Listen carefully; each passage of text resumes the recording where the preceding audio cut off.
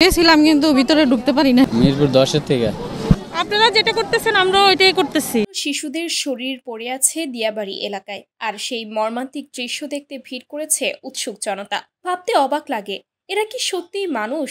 কেউ কেউ এসেছে ভিডিও ধারণ করতে, নিজের পেজের রিচ বাড়াতে কিংবা ইউটিউবের ভিউ বাড়ানোর আশায়। কেউ কেউ তো ক্যামেরার সামনে দাঁড়িয়ে হাসি মুখে কথা বলছে, দেখে মনে হচ্ছে যেন কোনো মেলা দেখতে এসেছে। তাদের সেই হাসি, সেই উচ্ছ্বাস দেখে ভেতরটা কেমন যেন হু হু করে উঠল। এমনও কি মানুষ হতে পারে?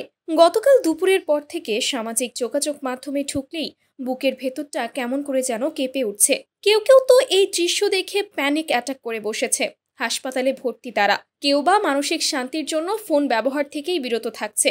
এরই মধ্যেও কিছু মানুষ, বিশেষ করে কিছু মহিলা, ঘটনাস্থলে শুধু বিনোদনের জন্য দাঁড়িয়ে আছে, যেন এটা কোনো নাটক বা সিনেমার শুটিং। ক্যামেরা দেখলেই হাসি মুখে নিজের দাঁত কপাটি বের করে পোজ দিচ্ছে। এটা তো আমাদের পেশা, কিন্তু আপনারা এখানে। আমাদেরও এটা পেশা, আমরা ভিডিও করি।